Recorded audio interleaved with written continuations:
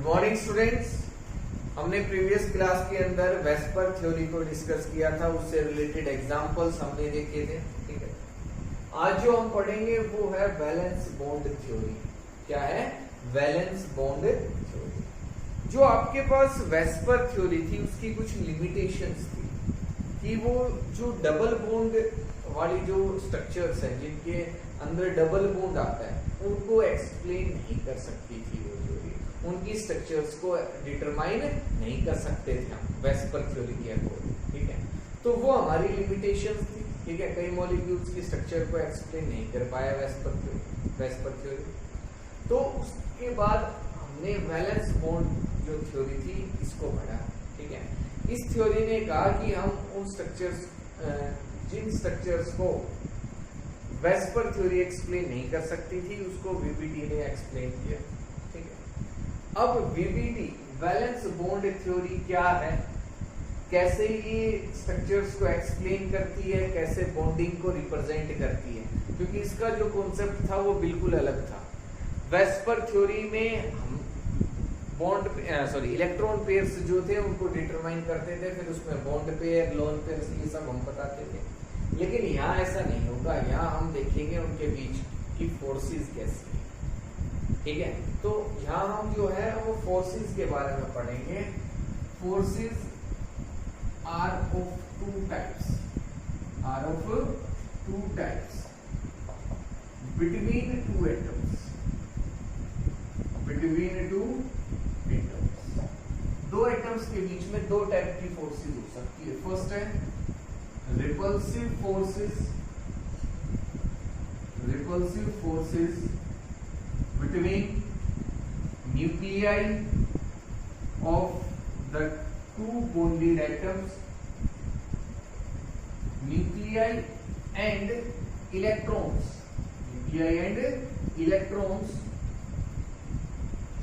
of the two bonded atoms.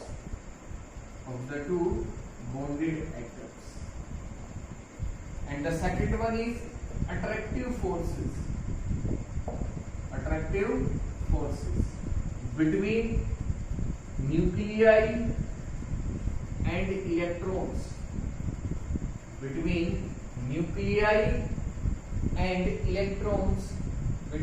और यहाँ जो फर्स्ट था हमारे पास उसमें आएगा repulsive forces between nuclei and electrons. Sorry, यहाँ न्यूक्लियाई नहीं आएगा, nuclei of two bonded atoms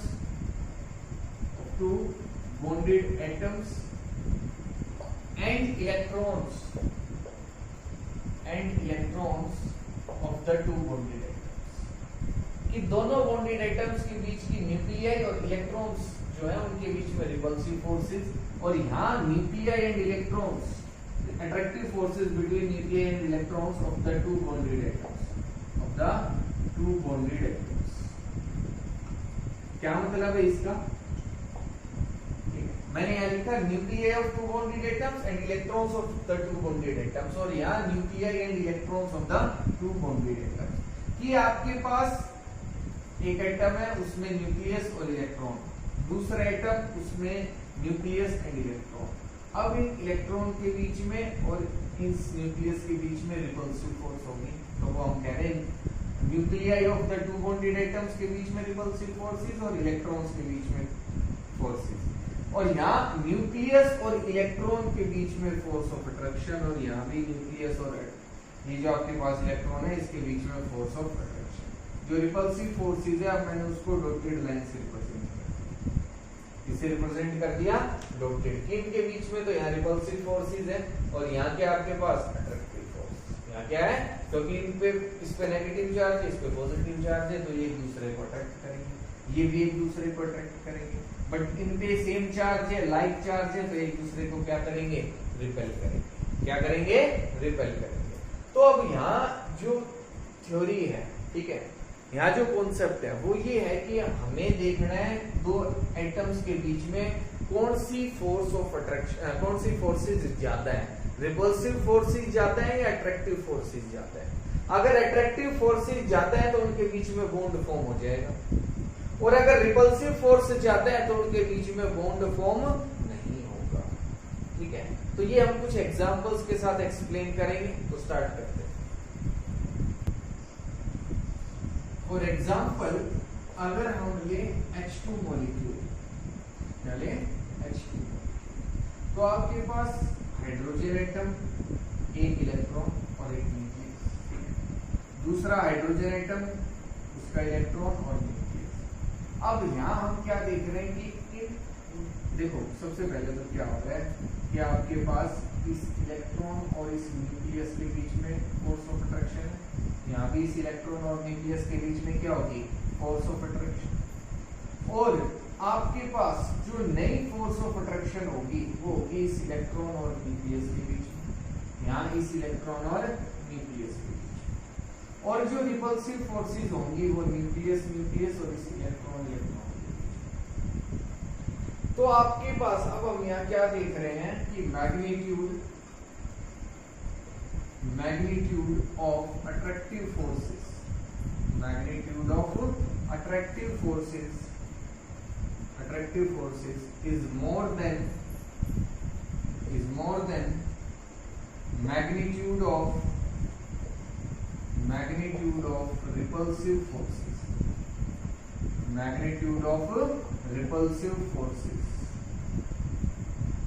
therefore H2 molecule exists। इसलिए जो H2 मॉलिक्यूल है वो क्या कर रहा है, क्या कर रहा है, एग्जिस्ट कर रहा है। क्यों? क्योंकि यहाँ अट्रैक्टिव फोर्सेस किससे ज्यादा है, रिपल्सिव से। मैग्नीट्यूड ऑफ अट्रैक्टिव फोर्सेस, ये अट्रैक्टिव फोर्सेस यहाँ भी है, इधर भी है, ऐसे भी और इधर भी। लेकिन जो रिपल्सिव फोर्स है वो दो ही जगह है, केवल इधर और यहाँ। तो मैग्नीट्यूड जो होगा अट्रैक्टिव फोर्सेस का वो किससे ज्यादा हो जाएगा, रिपल्सिव फोर्सेस से। और तो H2 मॉलिक्यूल जो है वो एग्जिस्ट करेगा, स्टेबल रहेगा। तो हम देखते भी हैं कि हमें हाइड्रोजन जो हुआ है, हाइड्रोजन जो है वो H2 की फॉर्म में बनेगी। अब ये जो कॉन्सेप्ट था इससे हम एक्सप्लेन कर सकते हैं कि He2 जो मॉलिक्यूल है, हीलियम 2 He2, ये एग्जिस्ट नहीं करता। हम हमेशा हीलियम को He ही लिखेंगे। ऐसा क्यों? न्यूक्लियस और 2 इलेक्ट्रॉन, न्यूक्लियस और 2। अब हम यहाँ क्या देख रहे हैं कि यहाँ रिपल्सिव, यहाँ अट्रैक्टिव फोर्स है, इधर भी अट्रैक्टिव फोर्स है, यहाँ भी अट्रैक्टिव फोर्स है, इधर भी अट्रैक्टिव फोर्स, ठीक है। और इस न्यूक्लियस और इस इलेक्ट्रॉन के बीच में भी अट्रैक्टिव फोर्स है, इस न्यूक्लियस और इलेक्ट्रॉन के बीच में भी अट्रैक्टिव फोर्स है, यहाँ भी अट्रैक्टिव फोर्स है, यहाँ भी अट्रैक्टिव फोर्स है। अब जो रिपल्सिव फोर्सेस होंगी वो ये है रिपल्सिव फोर्स। तो हम यहाँ क्या देखेंगे, और देखो इस इलेक्ट्रॉन और इस इलेक्ट्रॉन के बीच में भी रिपल्शन होगा, इस इलेक्ट्रॉन और इस इलेक्ट्रॉन के बीच में भी रिपल्शन होगा। जो डॉटेड लाइन से मैंने दिखाई है वो सब रिपल्सिव फोर्सेस है।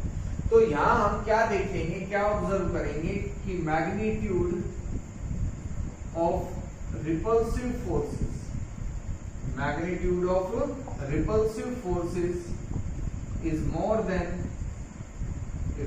than magnitude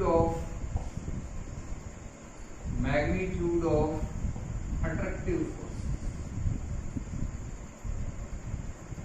जब हम यहाँ देखेंगे तो क्या ऑब्जर्व करेंगे कि जो रिपल्सिव फोर्सेस है उनका मैग्नीट्यूड ज्यादा होगा किससे, अट्रैक्टिव फोर्सेस से। इसलिए He2 जो मॉलिक्यूल है वो एग्जिस्ट नहीं करेगा।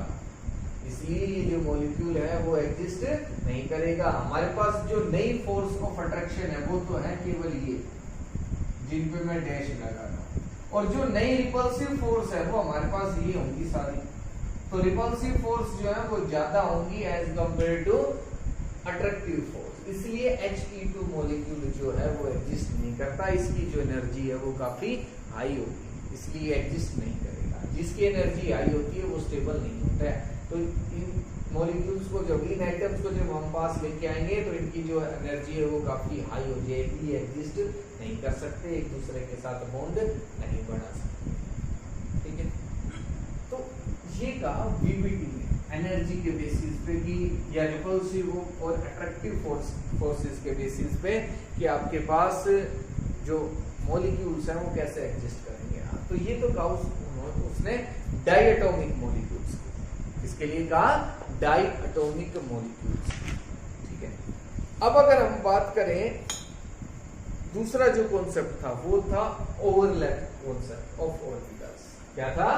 Overlap concept of orbitals, overlapping of orbitals, overlapping of orbitals कि जो आपके पास मॉलिक्यूल्स हैं वो फॉर्म या एग्जिस्ट करते हैं due to the overlapping of orbitals, वो फॉर्म होंगे due to the overlapping of orbitals, ठीक है।